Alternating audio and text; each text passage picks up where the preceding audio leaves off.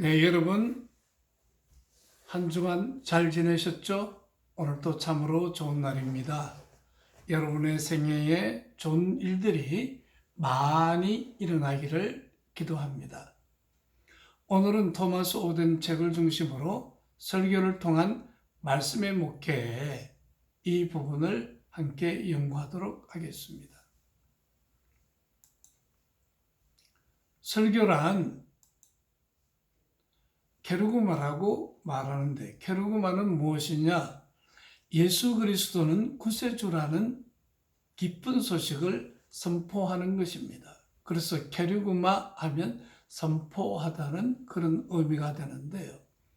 그러면 선포의 내용이 중요하겠죠. 첫째, 그 케르고마의 내용은 예수 그리스도는 구약에 예언된 메시아로 이 땅에 오셨다. 인간의 육신을 가지고 오셨다. 둘째, 인간의 모든 죄와 허물을 예수 그리스도는 홀로 대속하시었다. 셋째, 죽으시고 3일 만에 부활하셔서 부활의 첫 열매가 되셨으며 하늘 보좌 위로 승천하셨다. 그리고 네 번째, 승천하셨을 뿐만 아니라 심판주로 다시 오신다는 내용입니다. 즉, 사도행전에 보면 스데반 집사의 설교, 베드로, 바울의 설교가 있는데 이들의 설교에는 방금 얘기한 이 네 가지 케르고마적 요소를 항상 가르치고 말하였다는 것입니다. 그러므로 이와 같은 케르고마적 내용이 포함되어져 있지 않는 설교는 어떤 측면에서는 설교라고 할 수 없다는 거죠. 즉 케르고마가 될 수 없다는 것이죠. 특별히 목회자는 공적인 증인으로서 예배를 통해서 하나님의 말씀이 제공되어지는 것입니다.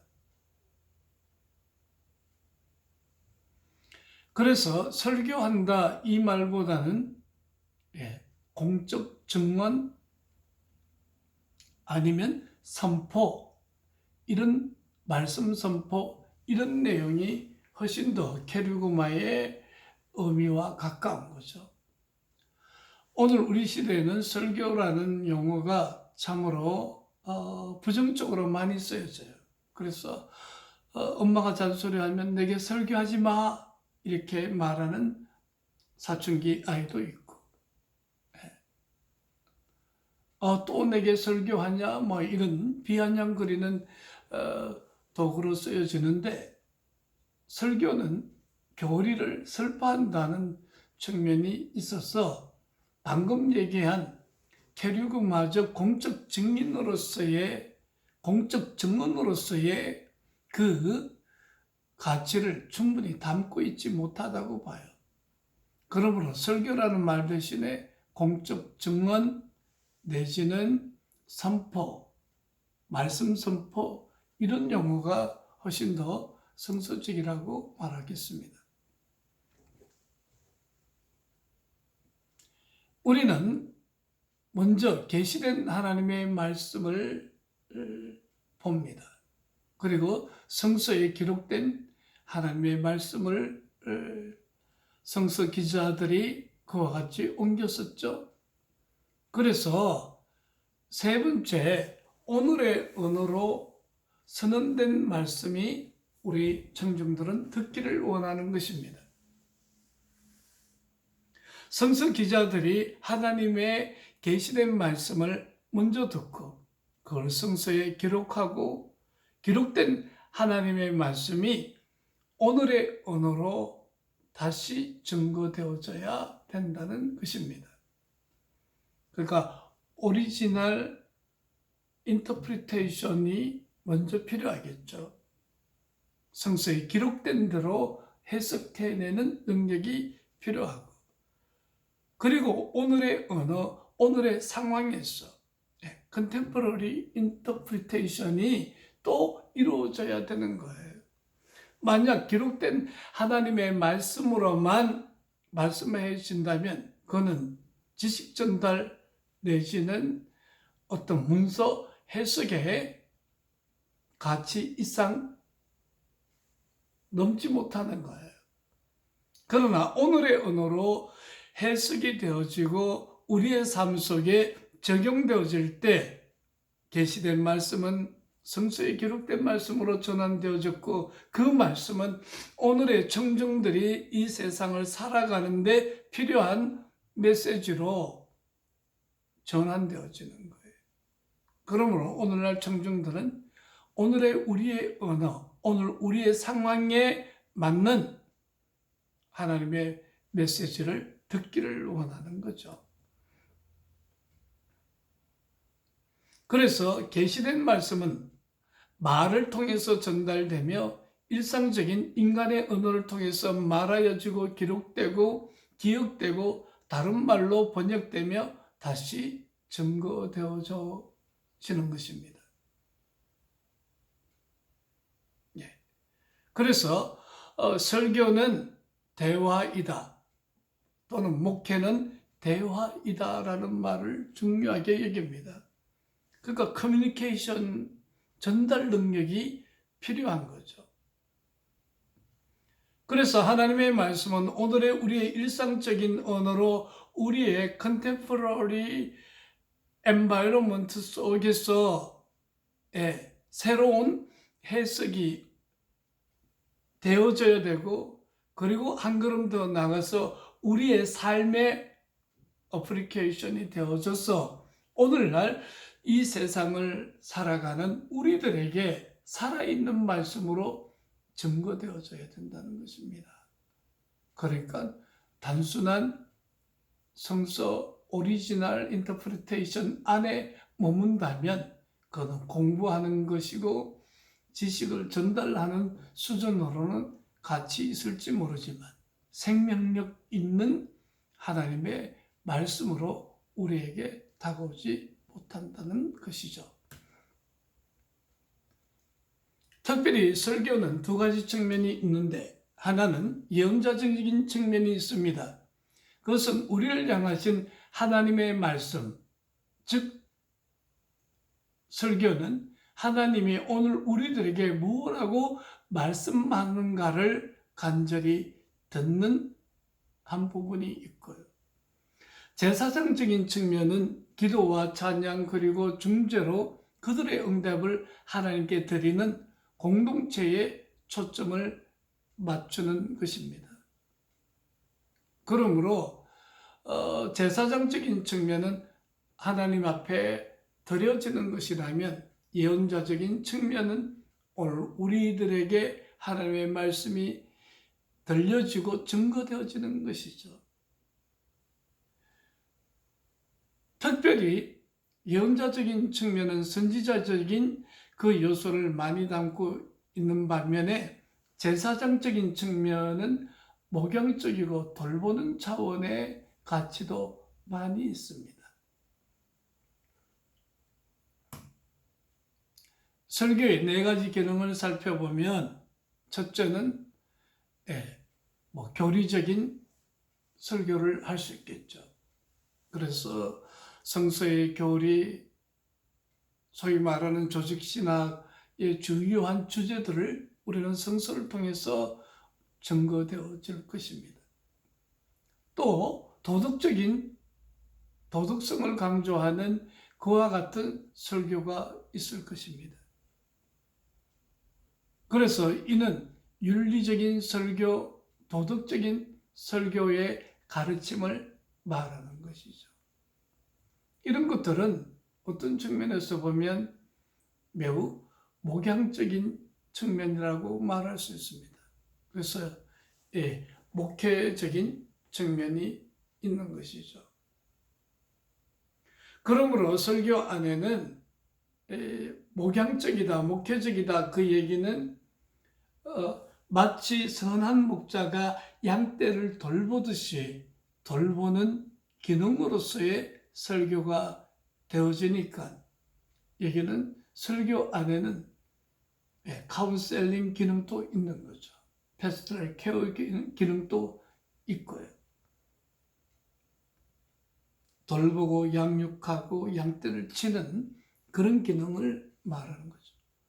그리고 복음 전도적인 측면이 있습니다.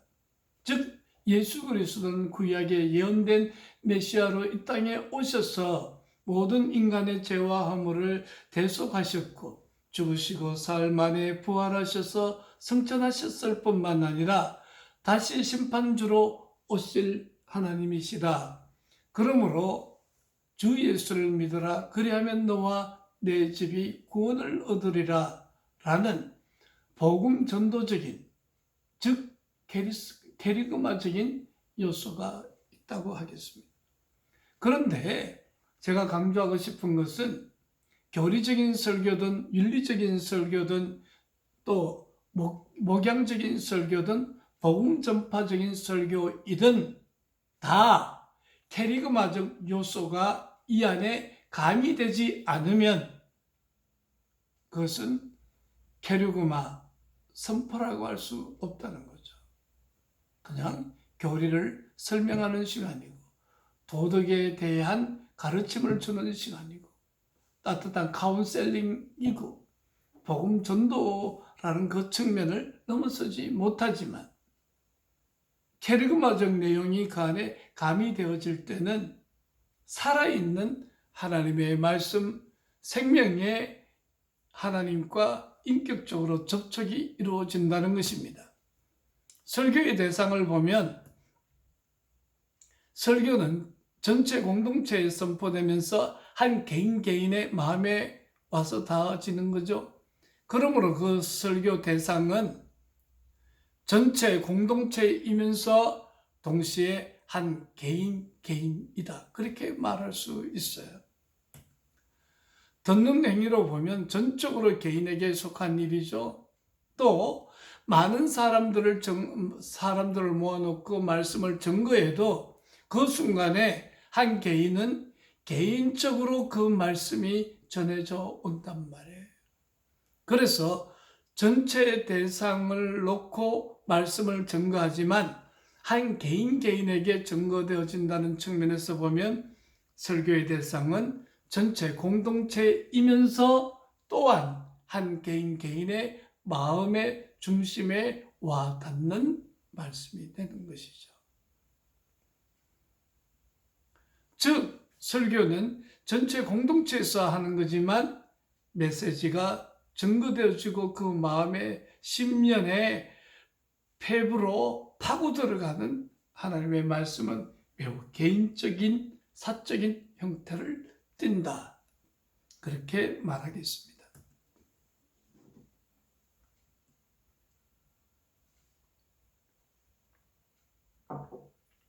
우리는 진리를 전달하는 수단을 생각해 보면 설교 또 성례전 그리고 말씀에 대한 티칭, 찬송 이런 것들로 하나님의 진리가 증거되어질 거예요. 그래서 목사님에게는 가르치는 은사와 말씀을 증거하는 은사를 동시적으로 주었다. 그런 동전적인 가르침을 보잖아요. 그래서 이 외에도 설교, 성례전, 또 말씀을 가르침, 찬송, 또 카운셀링, 영성지도 이런 것들로 우리는 진리의 말씀을 증거하게 될 거예요. 그러므로 공동체는 하나님의 말씀을 평범하고 알맞게 들려줄 그와 같은 인격적 전달을 필요로 한다. 그러므로 성서신학적이고 조직신학적이고 철학적인 어떤 깊은 의미로서 말씀이 증거되어야 훌륭한 설교가 아니라 깊은 내용이라 할지라도 평범하고 알맞는 내용. 그래서 박사님뿐만 아니라 초등학교로밖에 졸업 못한 할머니도 그 말씀이 이해되어질 그와 같은 평범한 언어로 전거되어져야 될 거예요. 그리고 인격적 전달이 필요로 되어진단 말이에요. 그 다음에 질문은 설교는 개인적인 일인가 아니면 공적인 직무인가? 이렇게 오대는 질문을 하면서 오대의 질문은 항상 이렇게 대답합니다. 설교의 대상은 전체 공동체인가 아니면 한 개인인가? 어떻게 대답했죠? 설교의 대상은 전체 공동체이면서 동시에 한 개인이다. 그럼 설교한다는 이 일은 목사의 개인적인 일인가 공적인 직무인가? 이 대답 역시 개인적인 일이면서 또한 공적인 직무이다. 그렇게 대답하면 맞는 답이 되겠죠. 설교자는 먼저 공적인 사명을 가지고 설교하는 거죠.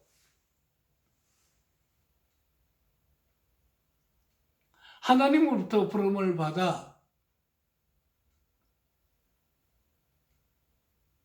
안수위원회를 통해서 목사 안수를 받고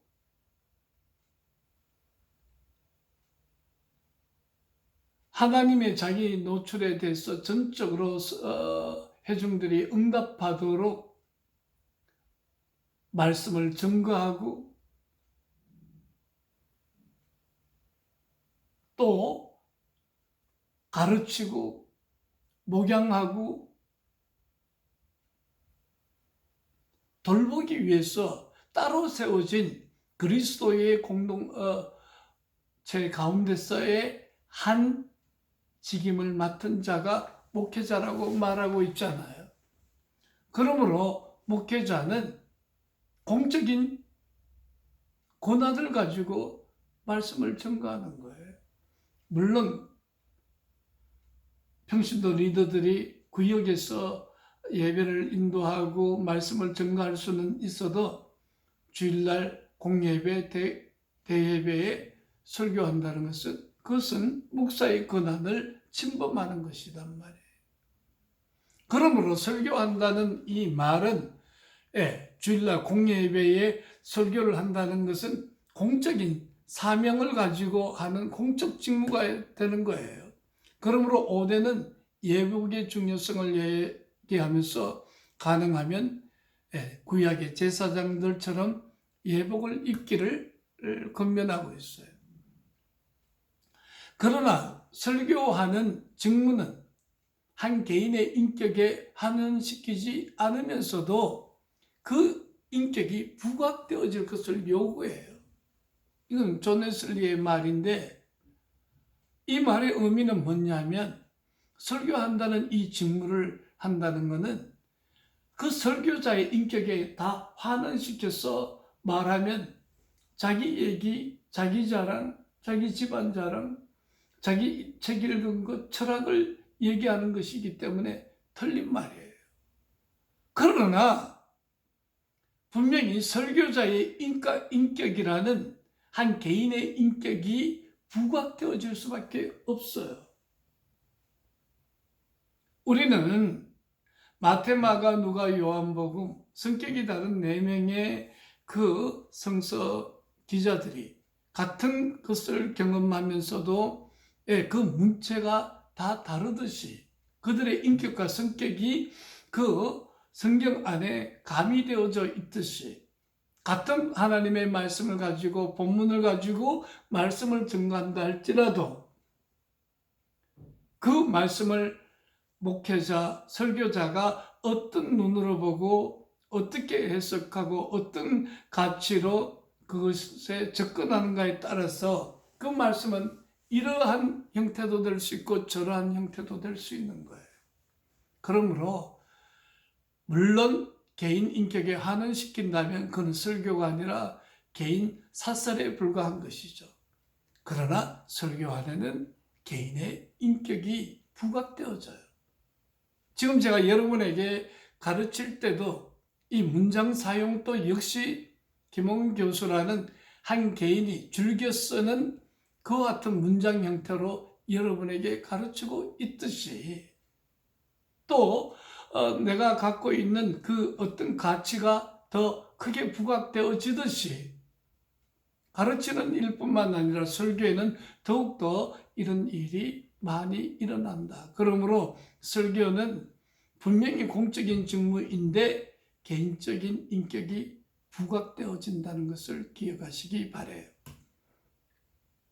그 다음에 주제는 설교는 고정적인가 변하는가.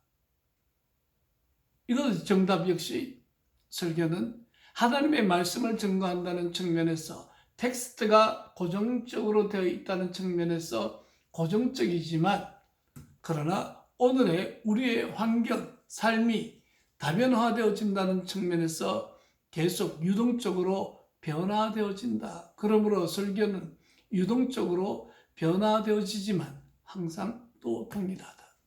즉 말씀 예수 그리스도는 어제나 오늘나 영원토록 동일하지만 지금 여기에 있는 청중들은 그 청중들의 갈증을 채워주고 그때그때의 열망에 부응하고 사회문화적인 전제들과 연관되어 있기 때문에 설교는 변하는 거예요. 지금 코로나19 사태로 세계 많은 사람들이 죽어가고 있어요.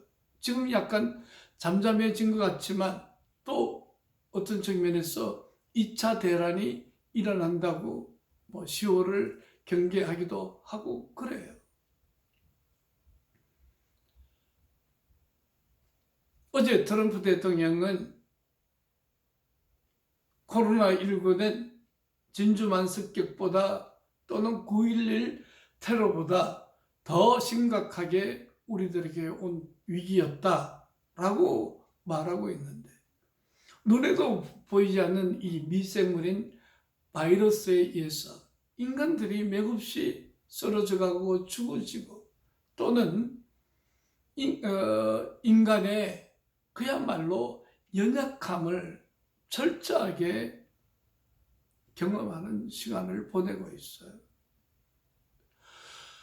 오늘 사는 우리들에게 하나님의 말씀은 이런 청중들에게 특별히 위로와 용기와 이런 상황에서 신앙인으로 바로 써야 할 말씀이 새롭게 해석되어져서 즉 컨템포러리 인터프리테이션이 되어져서 오늘 사는 우리들의 삶 속에 컨템포러리 어플리케이션이 되어져야 되는 거죠. 그래서 어플리케이션은 3P를 많이 말하는데 possible, 가능해야 되고 practical, 매우 구체적이어야 하고 그리고 또 personal, 그 말씀을 듣는 한 개인의 심중에 그 말씀이 다가오도록 해야 된다. 그러므로 설교는 텍스트, 예수 그리스도로 보면 고정적이지만 컨텍스트는 항상 변하기 때문에 유동적이다. 그래서 설교는 항상 새로우며 말씀을 선포하는 것 또한 항상 달라지죠. 그러니까 늘 아침에 풀잎에 맺는 이슬방울이 어제와 똑같은 이슬방울이 맺혀진 것 같지만 자세히 보면 어제 이슬방울은 해가 뜸과 동시에 말라져 땅에 떨어졌고 오늘 아침에 맺힌 이 이슬방울은 새롭단 말이에요. 새로운 것으로 우리들에게 주어져야 된다는 것이에요. 그러므로 항상 하나님의 말씀은 오늘 아침에 맺힌 새벽 이슬방울처럼 새로우고 그리고 그 말씀이 선포되어질 때마다 달라진다는 것입니다. 같은 본문을 가지고 학부에서 설교할 때와 대학원에서 설교할 때는 엄청나게 다르게 또 역사하는 것을 볼 수 있습니다. 그러므로 세상의 지혜는 말씀에 전적으로 의존해야 한다는 것입니다. 말씀이 없으면 말씀을 선포하는 일은 그 중심을 상실하기 때문에 세상의 지혜는 하나님의 말씀에 의존해서 좋은 설교가 되려면 말씀을 읽고 읽고 또 읽어야 되겠습니다. 그래서 말씀에서 나오는 증거여야지 자신이 어떤 설교를 미리 다 머릿속에 그려놓고 말씀은 단지 액세서리로 사용되어진다면 그거는 갱신되어져야 할 설교이지 바른 설교라고 할 수 없을 것입니다. 오늘은 케르고마와 호밀리아까지 보겠는데요. 케르고마는 뭐냐? 이것은 예수 그리스도는 바로 우리들의 구세주다라는 좋은 소식을 세상에 선포하는 케르고마하는 사람을 가르치는 것입니다. 케르기스. 그리고 성서와 성령의 인도를 받아 기술적으로 잘 설득하는 방법을 통해서 세상에 우리는 선포할 수가 있습니다. 그런데 호밀리아는 뭐냐? 호밀리아는 목양적이고 양육적이고 교육적인 측면, 즉 케르고마는 선지자적이고 예언자적인 측면이 많다면 호밀리아는 제사장적 측면을 강조하고 있어요. 그래서 호밀리아는 목양적이고 양육적이고 교육적인 측면이 강조되는 용어예요. 그래서 우리는 흔히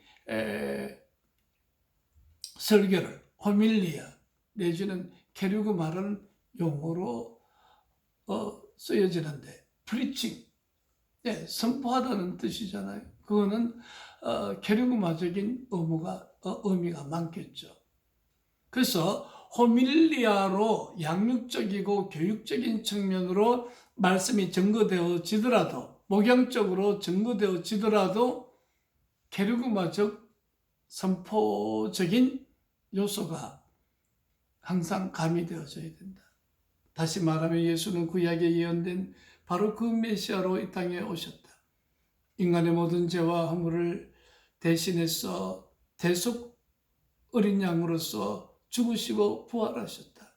그리고 승천하시고 난 다음에 심판주로 재림하신다는 이 예수 그리스도는 좋은 우리들의 구세주, 주 예수를 믿으면 구원을 얻는다는 이 놀라운 소식을 선포하는 선포적 의미를 가지면서 목양적이고 양육적이고 교육적인 측면을 설교 안에는 또한 담고 있음을 기억해야 될 것입니다. 다음 주에 계속해서 이어서 강의하도록 하겠습니다. 샬롬 평안을 빕니다.